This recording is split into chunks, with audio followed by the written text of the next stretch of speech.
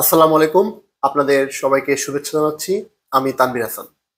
দর্শক, আগামীকাল ১৩ই নভেম্বর আন্তর্জাতিক অপরাধ ট্রাইব্যুনাল মানবতা বিরোধী অপরাধের অভিযোগে অভিযুক্ত সাবেক প্রধানমন্ত্রী শেখ হাসিনার বিরুদ্ধে রায় ঘোষণার দিন নির্ধারণ করবেন।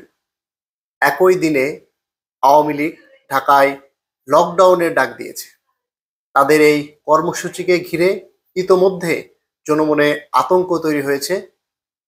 এই কর্মসূচির আগে তারা ১০ই নভেম্বর থেকে ১২ই নভেম্বর পর্যন্ত সারা দেশে বিক্ষোভের ডাক দিয়েছিল।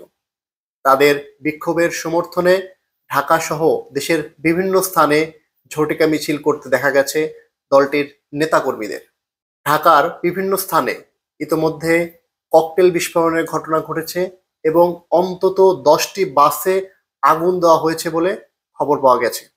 পুলিশ বলছে এই সব ঘটনার সঙ্গে ক্ষমতাচ্যুত দল আওয়ামী লীগের নেতাকর্মীরা জড়িত রয়েছেন। বিএনপির পক্ষ থেকে বলা হয়েছে যারা এই ধরনের নাশকতার সঙ্গে জড়িত তাদেরকে গ্রেপ্তার করা হচ্ছে এবং আগামীতে যাতে কোনো ধরনের নাশকতা না হয় সেজন্য তারা ব্যবস্থা নিয়েছে। দর্শক, বিভিন্ন গণমাধ্যম সূত্রে আমরা জানতে পেরেছি ঢাকার বিভিন্ন গুরুত্বপূর্ণ স্থানে অতিরিক্ত পুলিশ, র্যাব, বিজেপি এবং সেনাবাহিনীর সদস্য মোতায়েন করা হয়েছে। তারা রাস্তাগুলোতে চলাচলকারী পথচারী এবং যে সকল যানবাহন রয়েছে সেগুলো তল্লাশি করছেন এবং সন্দেহভাজন কিছু পেলে তাদেরকে জিজ্ঞাসা করছেন।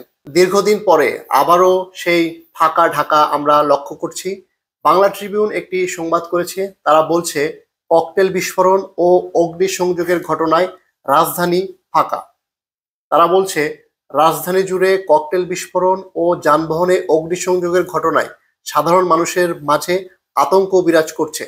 নগরীর বিভিন্ন এলাকায় সাধারণ মানুষের উপস্থিতি স্বাভাবিক দিনের থেকে অনেক কম দেখা যাচ্ছে। সড়কে যানবাহনের সংখ্যাও উল্লেখযোগ্য হারে কমে গিয়েছে। বুধবার রাজধানীর বিভিন্ন এলাকা ঘুরে দেখা গেছে নিরাপত্তা পরিস্থিতি নিয়ন্ত্রণে পুলিশ, বিজেপি ও আইন শৃঙ্খলা বাহিনী সতর্ক অবস্থানে রয়েছে। রাতে রাজধানীর বিভিন্ন স্থানে পুলিশের তল্লাশি কার্যক্রমও জোরদার করা হয়েছে।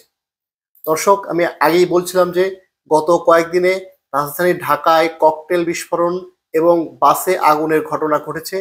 বাংলা ট্রিবিউন বলছে সোমবার থেকে বুধবার পর্যন্ত ৪টি বাস ও একটি প্রাইভেট কারে আগুন দেওয়া হয়েছে।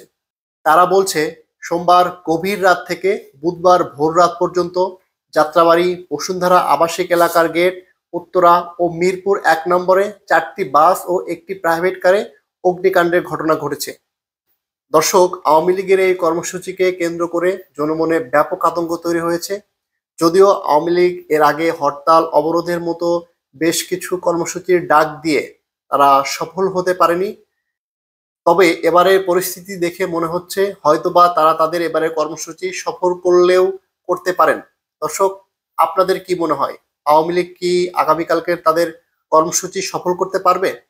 আপনাদের গুরুত্বপূর্ণ মতামত আমাদের কমেন্ট সেকশনে জানান। ধন্যবাদ।